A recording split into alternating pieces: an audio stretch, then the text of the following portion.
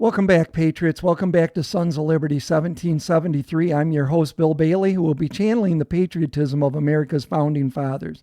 Today is December 26, 2023, year of our Lord. The greatest threat to our limited government constitutional republic is an electoral process that is corrupt and no longer trusted. Sadly, that is where we are.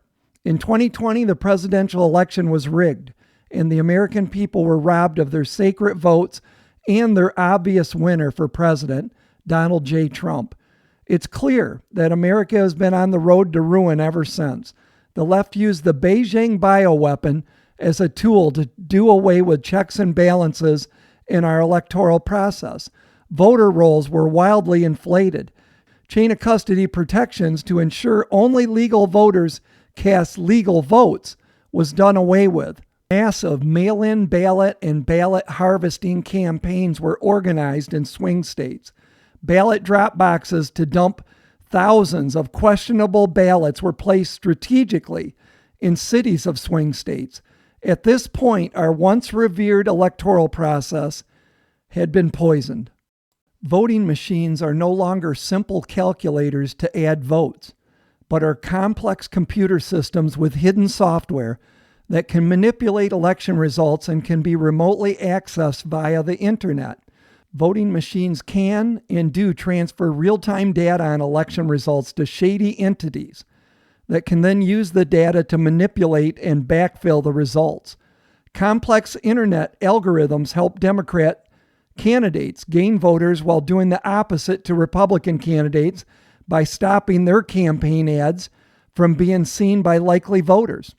And then there is the deep state, purposely suppressing factual information that could sway an election like the laptop from hell. We all know the many other ways they stole the 2020 election, as well as the issues with the 2022 elections, such as what happened in Arizona.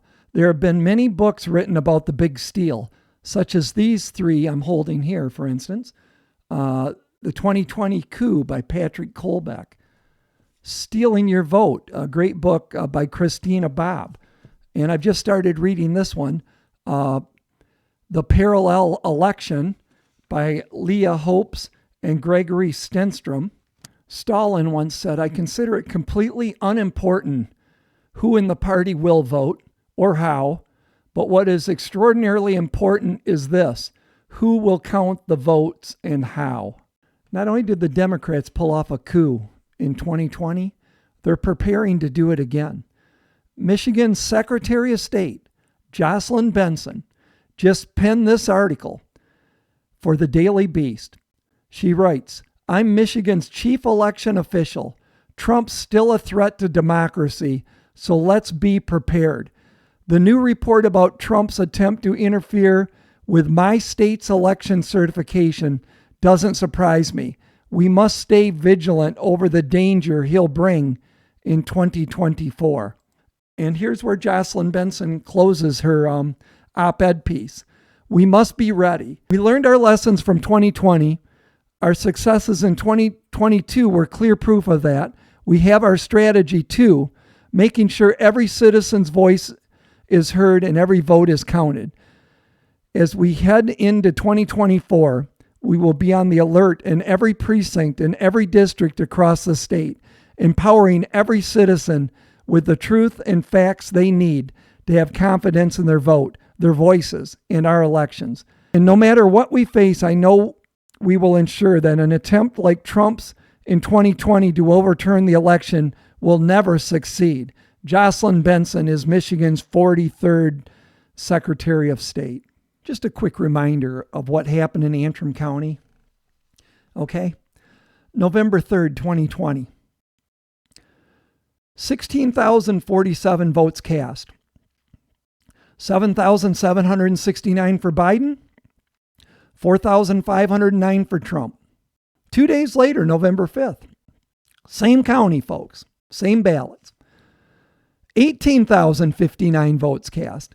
7,289 for Biden, 9,783 for Trump. November 21st, right? Many days after the election. The votes change again. 16,044 cast, 5,960 for Biden, 9,748 for Trump. Still's been no hand recount at this point, okay? The only hand recount they did was taking the tapes that print out of the voting machines. Didn't look at any ballots. That would come in December. In December, they decided there's no way they're going to certify Antrim County, and if they can't certify Antrim County, they can't certify the state. So Jocelyn Benson's got a crew coming up to do a full audit. We're going to count all the votes in Antrim County.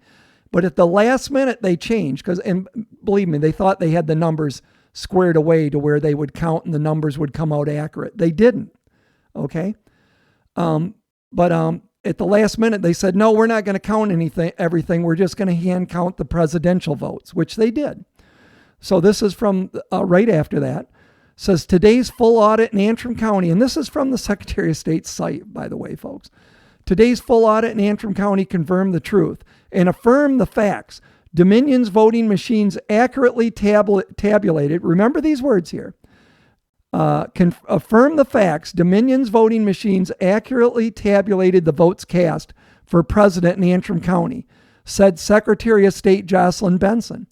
It is time for the disinformation campaigns to stop and for elected and other leaders of both sides of the aisle to unequivocally affirm that the election was secure and accurate.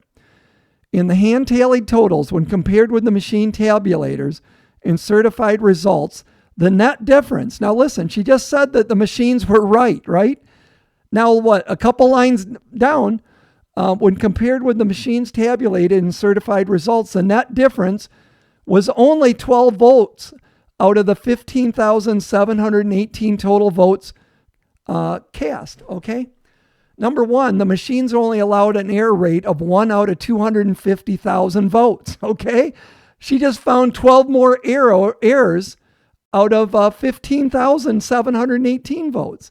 So they picked up, I think Trump gained 11 votes and Biden gained 1. So, but what this does prove, folks, is that when we hand count votes, the hand counted numbers are the accurate numbers. Go figure, right? Sadly, with all the obvious lawlessness exposed in our electoral process, not a damn thing has been done about it as we head into 2024. Republican-controlled legislatures had the legal ability and duty to restore free and fair elections in America, but they didn't do a damn thing about it. They did nothing. Too many rhinos were happy Trump lost and refused to address our broken electoral process. Without exception, free and fair elections should never be a partisan issue. Americans must know the electoral process is 100% secure and 100% accurate, and that their votes always count. That we trust the results of each and every election regardless of who wins. Without that trust, why would we take part in voting? When Americans no longer pick their leaders, our country ends. Freedom and liberty will succumb to tyranny. I think we are seeing that now. Since nothing has been done to restore election integrity and end the corruption that happened in the last two elections, why would either side trust the election results of the 2024 election regardless of who wins? The simple answer is they won't.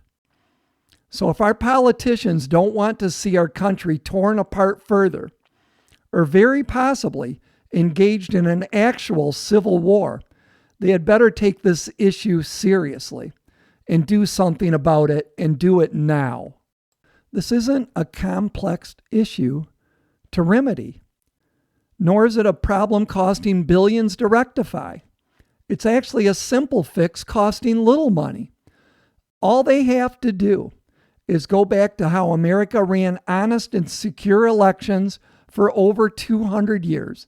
No machines, paper ballots only, same-day voting, voter ID, hand counts only, and the only ones who can vote by mail are deployed military personnel or people with a physical disability.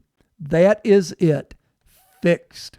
If you are new to this channel and like the content, please subscribe. check mark the notification bell, like the videos, it helps with the algorithm, and comment down below. I love reading your comments. As always, may God continue to bless this great nation, and may the good Lord keep you and your family safe. Until next time, Sons of Liberty out. See you guys.